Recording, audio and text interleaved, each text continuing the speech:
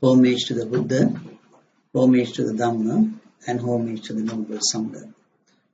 So today meditation is about greed, hate and delusion. So the greed molds itself by means of the agreeable object. Hate molds itself by means of the disagreeable object. And the delusion molds itself by means of the neither agreeable nor disagreeable object. So if we look at the first part, the agreeable object, then there is this contact to be felt as pleasant, and the pleasant feeling come to arise. Then you approach with joy, arises, and then this lust arises, sensual desire thinking arises, lust-born fever arises, constructed characteristic of arising arises, and painfulness in change arises. How do you going to understand this one? For you to understand this one, you should be looking at that mind-made body scenario. So, he said that the person who is going to hell already gone, and those who are going to the animal realm, they are gone. So we are talking about human beings that want to be born, and these things are applying to the other beings as well. But since we are human beings, it's easy for us to contemplate using that human being example. So in this particular scenario, this person who wants to be born, then he is going here and there, looking for a place to be born. So he see that there is this a man and a woman in a town or a village. They are with their birth clothes, they are doing those sexual acts. So that is his contact to be felt as pleasant. So then the pleasurable feeling come to arise, and then he approach that place with joy. So he see those two people are together, and so he approach that place with joy, and then he get the lust arises for him. And then sensual desire thinking arises. He wants to do what they are doing. And then this lust-born fever arises. He is burning with lust. And then as soon as that man get out of the woman's body, that person go and grab hold of the woman's body. So then, that if a tissue, if you pull it down, it just comes there very easily. Likewise, that as soon as you grab hold of the woman's body, then you get absorbed into the mother's womb. So that is the constructed characteristic of arising. That you establish your mind in a canal of urine and excrement. And the result would be the painfulness in change. Viparinam dukkata. What happened over here? This person was watching a movie, like a blue film. When you watch blue films and when the police get hold of you, they put you in jail. Likewise, that you went to the jail. Nobody captured you. You went on your own to the jail. So it is sort of 10 months jail inside the mother's womb. It is good that if it is only 10 months, but there is this gatha which says, Satancheva sahassanam kappan sansarisati. We have been roaming in the sansara that many 100,000 eons. Etavapi titoviya gabba gamisati. Out of that, most of the time, we have been to mother's womb. Gabba, womb. So I can tell you, for 34 eons, I have been born to one mother's time, countless time, not to speak about other mothers. So for the 34 eons, if it is the case, then What about 100,000 eons? That is infinite. So infinite times you have been born. You have gone to mother's womb. So multiply infinity by 10 months. The answer is infinity again. So that means you have been in a jail for that long time. Now the rest of this gatha is also really good. It says Anupadaya Buddha Vachanam, not taking Buddha's words. Sankaro Attatu Upadaya, taking volitional formations as mind. Dukkhasantam karissanti, the ending of suffering. Tanu metanna vijjati, that ending of suffering cannot come to, the reality. So what sort of volitional formations that we took? Not taking Buddha's words, we took volitional formations as mind. What sort of volitional formations? You see, if there is a man and a woman, and then you go and grab hold of that, woman's body, means that you have a sexual misconduct. So that sort of thing is the first one. We have done at least one time, we have done sexual misconduct by the time we are going to mother's womb.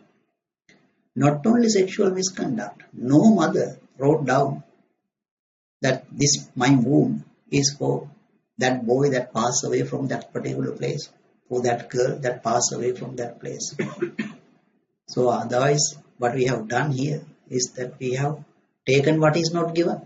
You go and grab hold of that one means you have taken what is not given.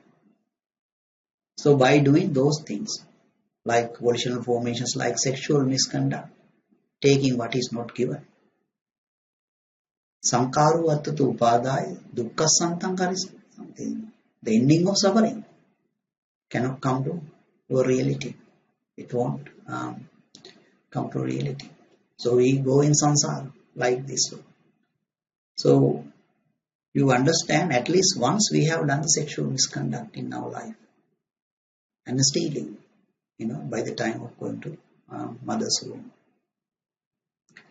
It is not easy to go into this place either. I saw that particular scenario, but I did not creep in. And then when I was leaving, one deity was asking me, aren't you going to take it? If you are not going to take it, then there is someone else. So there is competition in this particular place. Sometimes you see these twins are coming out. And sometimes in America, you can remember there were about 6 or 7. They went to the same womb. So it is not easy. I can tell you, to enter into this body, I waited 7 years. Some people sort of panic. They go in 7 days. Within 7 days, most of them go in. Because they can't tolerate that, I have not eaten for that many days. That sort of scenario. Because when you are in a mind-made body, just imagine it's like a water tank. There is water inside it, but no water coming in. And the water is actually going out of the tank. Mind-made body person can't eat. He can see food, he can smell it, but he can't eat it. So, whatever the water remains, that means it is the one actually going out. Nothing else is coming in. So, some people do not like this wariness. My tank is, disappearing in a rapid speed. So, you got to have sort of wisdom to stay as well. You can watch, that looking for places in that time. So, when you enter the mother's womb, there is a big relief because you are looking for a house for many months or years, and then finally you found the one and you are happy. And next millisecond, then you get a massive frustration. frustration, because that with the mind-made body you can travel. You can go to Brahma world as well, but now you can't. You can only see the world from the clothes, through the clothes of the mother. So I could see my sister is playing outside. I could see that one. Buddha said, some people enter the mother's womb knowingly and then stays there knowingly and come out knowingly. The Bodhisattva is someone like that one.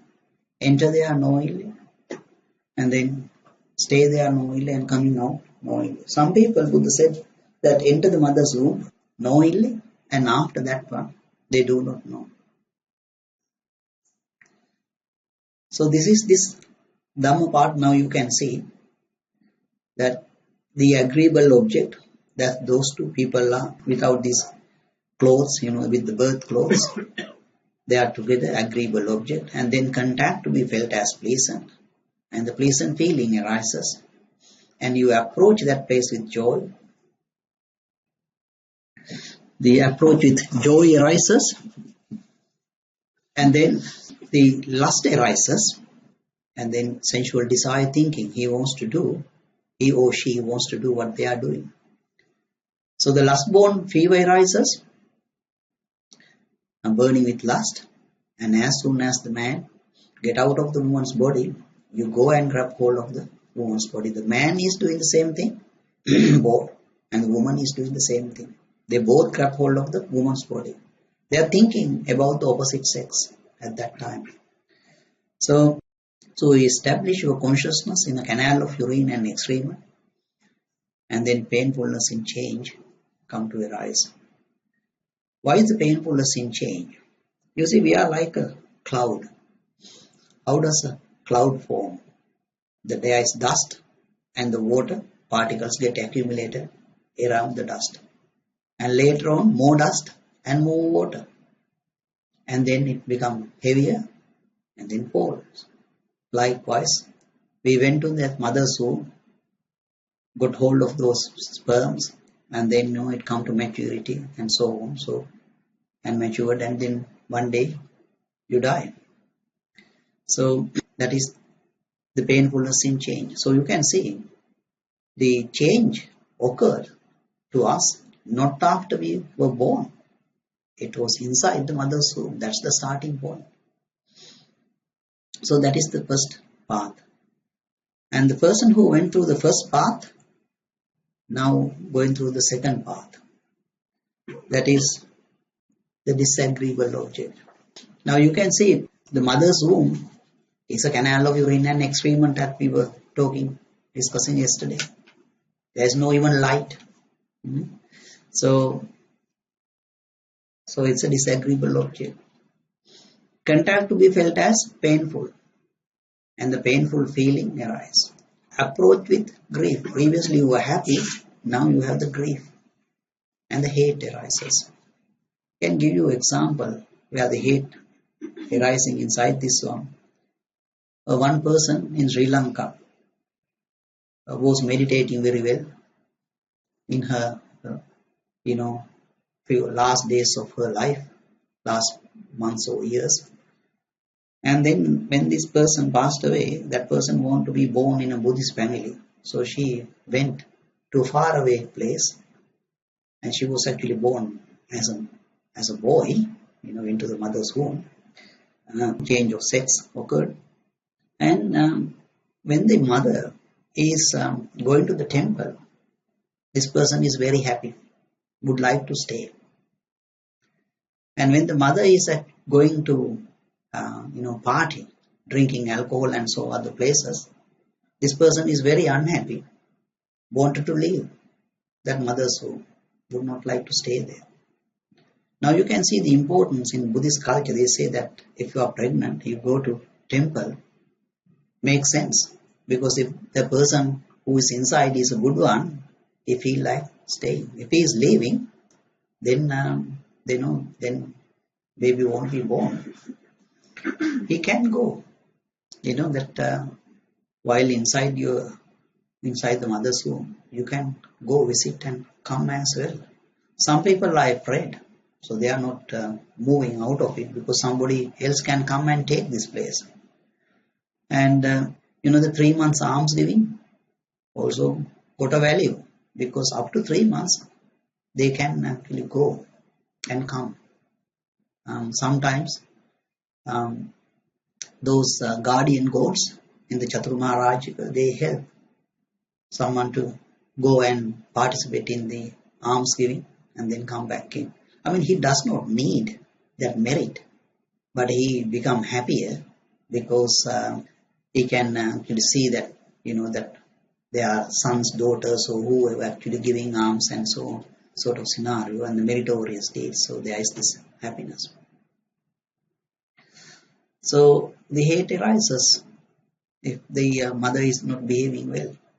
So then the ill will thinking arises, the hate-born fever arises. Now you are burning with hate. And then there is this constructed characteristic of alteration that which stands. This particular one in Pali says titas anyatattam sankata lakkana. This occurs because of this painfulness in change. That's one part. On the other hand, if you are in a mind-made body, now you establish your consciousness in the mother's womb, means that you can't actually now go anywhere. You are stuck over there. You know that. So would you like to stuck in a room or, for a room that many months sort of thing? You would like to wander around and come back in sort of scenario. So that the alteration that it stands. I had a mind-made body, no longer the mind-made body. I can't move. Those things are there. And then there is this painfulness as pain. Dukkha dukkhata. That means we begin with pain and we are ending up with pain. That our next meditation we actually discuss this part little bit more. It is that in the physical nutriment part, what the result would be the pain, and the pain contacted by the mind, what we get is sadness. So we start with the pain, we are ending up with the sadness. So the painfulness as pain, begin with pain, ending up with pain. So now we can see we have come to the painfulness as pain here. So that is the second path. So when you go through the second path, before you reach over here, before the hate, what you have is the sloth and torpor. Sickness of the mind and sickness of the mental states. You are sick. So if you are sick by the mind and the body, the mental states are sick, then you become negligent.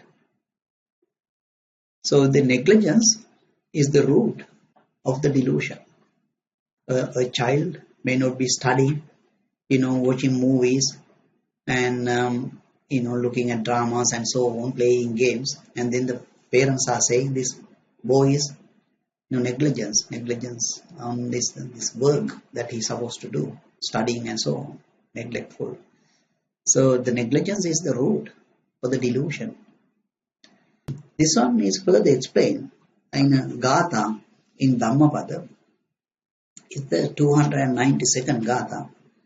It says, in those who reject what should and do what shouldn't be done, heedless, insolent, effluence grow, cankers come to arise.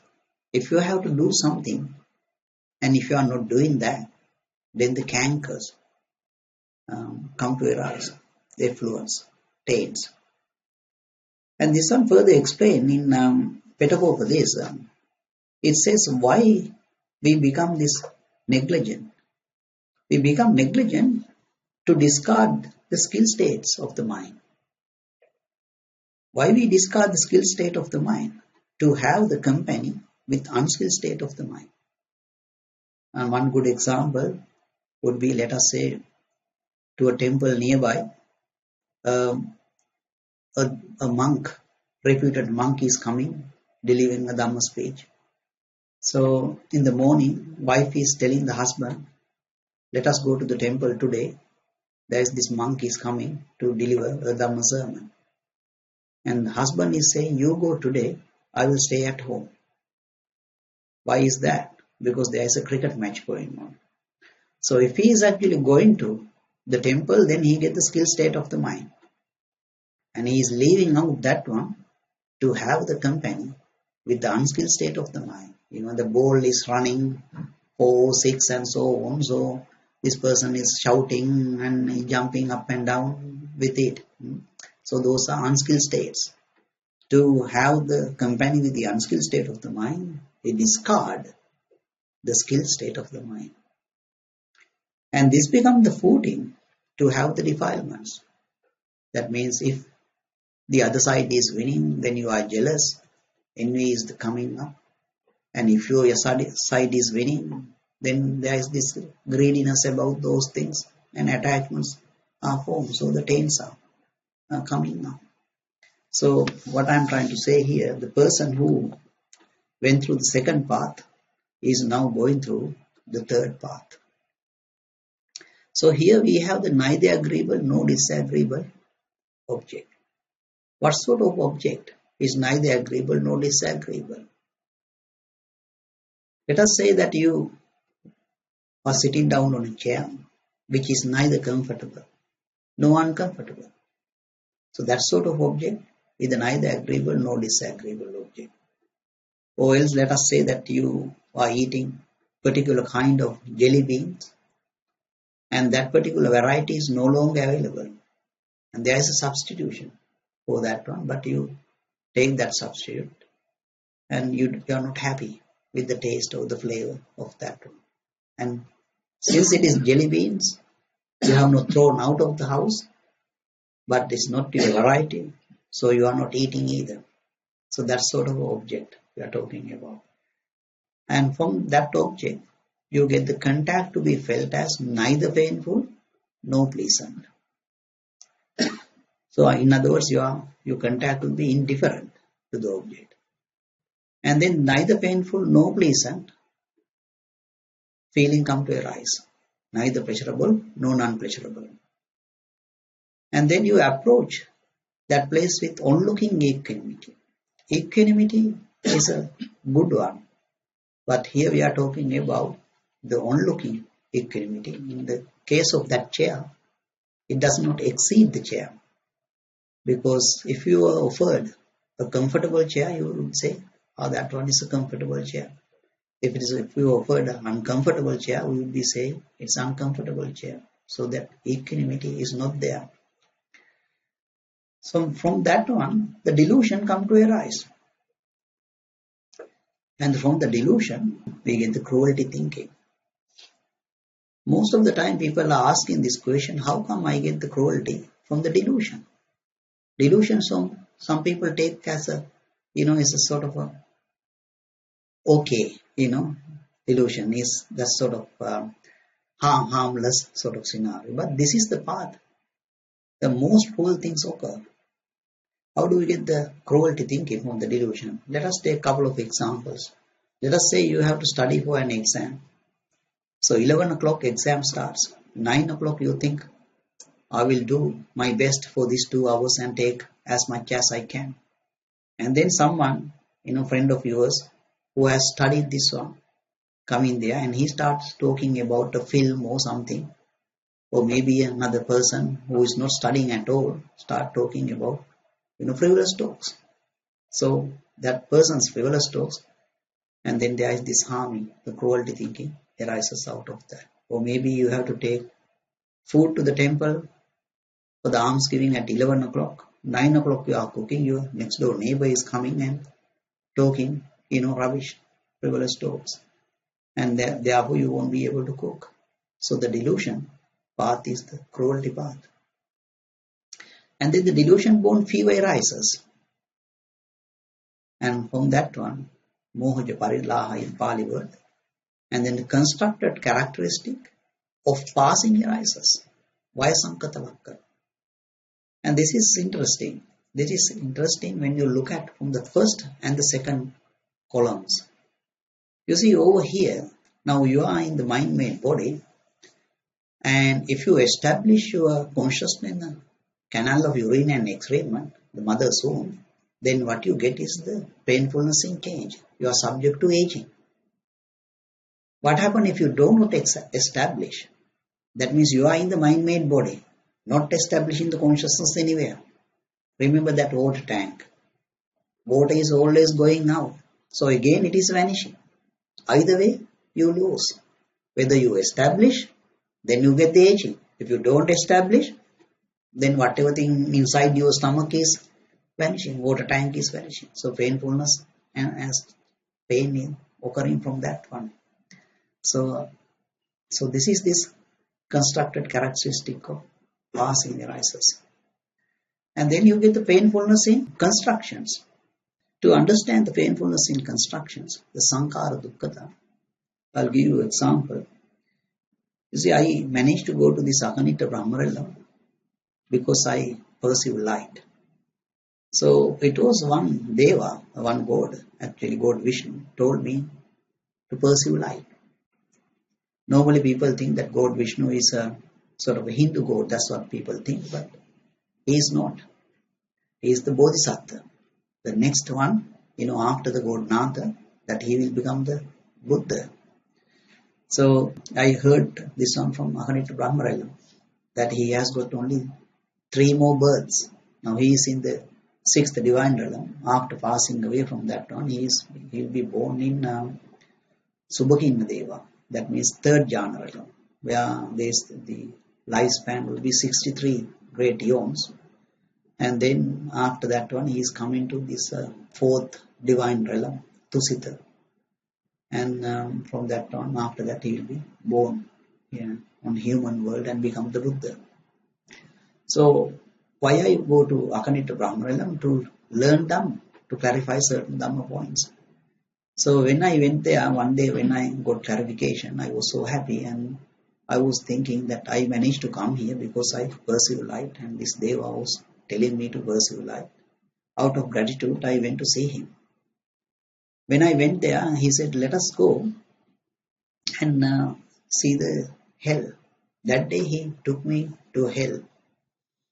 That hell was burning. It's like this earth completely burning. No trees, no houses. It's about 300, 400 centigrade, very hot. You can imagine if something is passing nearby the sun, that because of the sun's ray, those objects will be burned. So in this particular burning place, someone is being born. If you put something, a wood stick or something to a very hot place, it shrinks. Likewise, this person, at once it burns. And I could smell from the mind-made body, this the smell of those, burning smell, I could smell it. Although that person died, at once he'll be born again in the same spot. These are people who have killed their father, mother, and sort of people will be born in such a place. So that as soon as now he dies, he'll be born again, and again is burning. Now, which one is more painful? Which one is more suffering? I went to hell and I lived there for 2,100 years. They removed my hand. So with that one, I lived 2,100 years. Is that the suffering more? As soon as you are born, you die. Which one is more painful? Some people think as soon as you are born and you die because you didn't live, therefore no much suffering. It is not like that. You see, although they remove my left hand, I had the right hand. I had my eye, ear, nose, tongue, body, and the mind. So if it is that much painful to remove one, just imagine removing all. You have to multiply by 6 at least to see this one. So that much pain. If you still don't understand this painfulness in constructions, imagine if you have a daughter or a son, he's saying, or he or she is saying, Father, Mother, I'm trying to learn, I can't learn. And I'm trying to work, I can't work. In that case, the father, mother would have this, massive painfulness in constructions about that one. So that is Sankara Dukkata. So now you can see, yesterday we look at the birth, aging, sickness, death, sorrow, lamentation, pain, and so on. So 12 parts. Now Buddha summarizes that suffering in 3 words: painfulness in change, painfulness as pain, painfulness in constructions. 3 kinds of suffering. Now you have one good meditation. That is your first meditation. For the first meditation, you are going to use the first line, that is agreeable object, disagreeable object, neither agreeable nor disagreeable object. And the third line, pleasant feeling, painful feeling, neither painful nor pleasant feeling. And the last line, painfulness in change, painfulness as pain, painfulness in constructions. So only 9 parts. Now you look at from the object point of view. Is there any object in the world that you can close your eyes or open your eyes and say this particular object is fine and it does not produce me any suffering? If I say it is agreeable, then I am ending up with painfulness in change. If I say it is disagreeable, then I am ending up with painfulness as pain.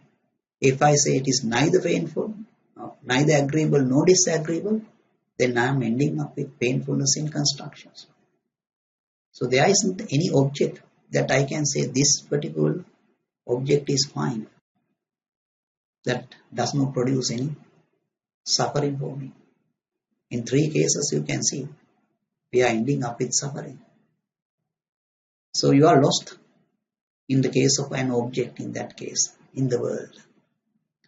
And then look at from the feeling point of view. The pleasurable feeling, painful feeling, neither painful nor pleasant feeling. Is there any feeling in the world that I can say, I can adhere to this feeling and no problems? If I say it is pleasurable feeling, then I am getting painfulness in change. If I say it is displeasure feeling, then I get painfulness as pain. If I say it's neither pleasurable nor non-pleasurable, then I get painfulness in constructions. So there isn't any feeling that I can adhere to without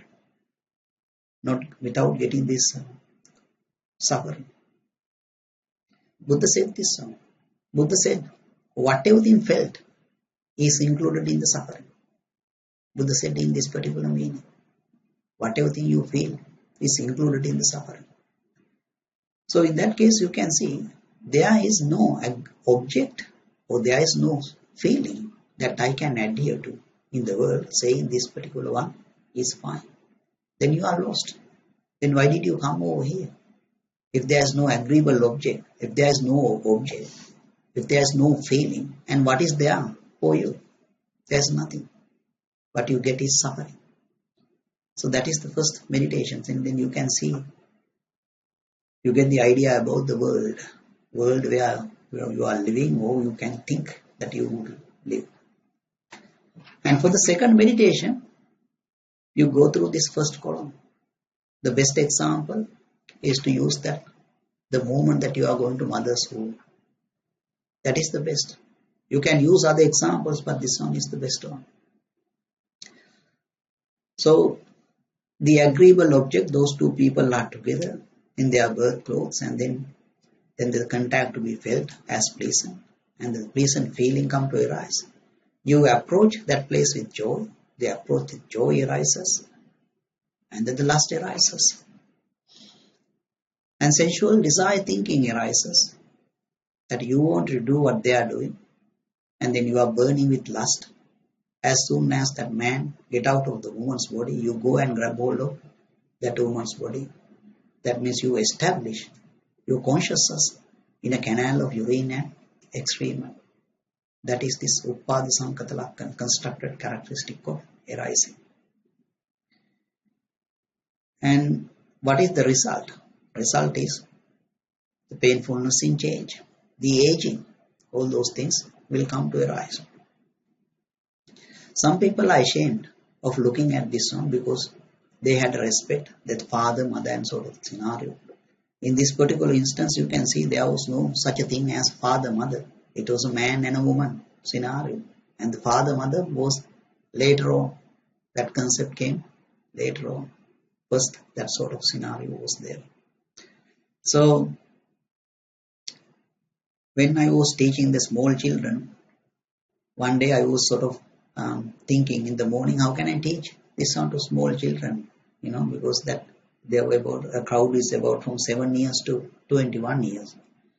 And I was a bit hesitant to say this one. And then I asked Maharam, I said, no, it is the truth. So you have to tell the truth. Fortunately, small ones are taking this one they are clever.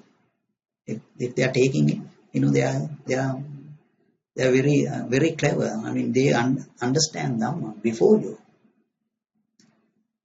Not everyone. Some people are like that. They can understand very quickly. And so leave out that shame. And what happens if you do not meditate on this one because you are ashamed of thinking about it? Then you will do this shameless act again. And do it, meditate it, and then you decide, is it befitting for me to do this shameless act again? Wouldn't I be ending up with this suffering?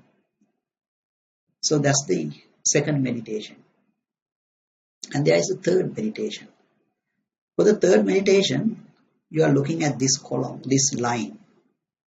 The Ragaja Parilaha, lust-born fever, hate-born fever, and the delusion-born fever. We are burning with these things all the time. Look at the line before that. Sensual desire thinking, ill will thinking, cruelty thinking. That means not having the right thought. This is the wrong thought. Because of the wrong thought, you are burning. So for this one, we are going to use a diagram. And that diagram is in your folder. Remember yesterday we learned this one as a vehicle. And remember this was this right hand side wheel and the left hand side wheel, 4 wheels behind it. And we put a couple here, remember? Boy and a girl, and then driving and going to a hotel sort of scenario. So you can see there's a belt mark over here. Physical nutriment, contact as nutriment, feeling, coveting and greed. That belt is marked the burning with lust. When they say, let's go to the hotel, top of the mountain, then that person was burning with lust. So, this one you're going to map with the first column that you have. So, the first column you can see, instead of the physical nutriment, what you had was the agreeable object. So, the agreeable object is the physical nutriment. And then the contact, to be felt as pleasant, that is the contact. And the pleasurable feeling come to arise. So, first column, first, second and third lines. So, it is mapping to this one. And then you are, burning with lust. This is like a belt. You are running the belt. So, what happens when you run the belt? In a car, it will be worn out. So, that's the aging is there. So, then there is another belt. Marked with the dotted line here.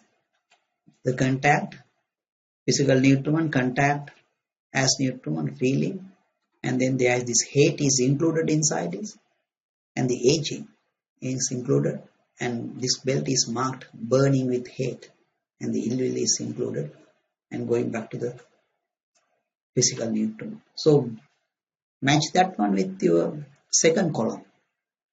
So the disagreeable object, that is the physical nutriment. Contact to be felt as not pleasant, that is this contact over here. And then you get the displeasure feeling. So that is the feeling here. So first, second and third. And then you are running this belt because you were subject to aging. Now you are burning with hate.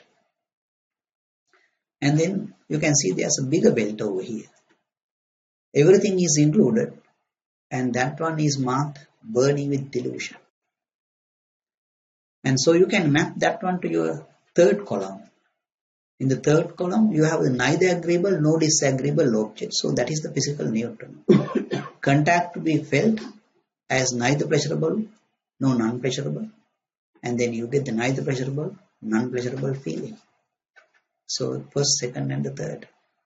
And then you are burning with delusion. This is the belt you are running all the time, very slowly. Because this one is a bigger belt, you can say it is running slowly. And then maybe you are walking and then you see a nice something, nice object, or maybe you smell some good food, and then this belt pick up. Then it is now spinning fast. So you are burning with lust. So some people like to meditate using this one. And so you can put a couple over here, girl and a boy, and run the engine, run the machine. And then you think that I am burning with lust, burning with hate, and the burning with delusion. Mapping to first, second, and the third columns, So that is the third meditation. So we have learned the first meditation. This is the third meditation. The first meditation, remember, first line, and then the third line, and then the last line. You think in terms of the object as well as the feeling. And then you question yourself, is there any object or a feeling that I can adhere to, saying that there is no problem. But you are looking at it, and then you see that you have three kinds of suffering here. And in the second meditation, you go through this first column, and the best example would be to use that you are going to mother's womb, that scenario, and analyze it. And then you ask the question yourself, is it befitting for me to do this shameless act again? Won't I be ending up with painfulness in change? So that is the third meditation. You are going through this lust-born fever, hate-born fever, delusion-born fever using that diagram. So let us take 10 minutes for you to have a discussion, and then we will do the meditation after that.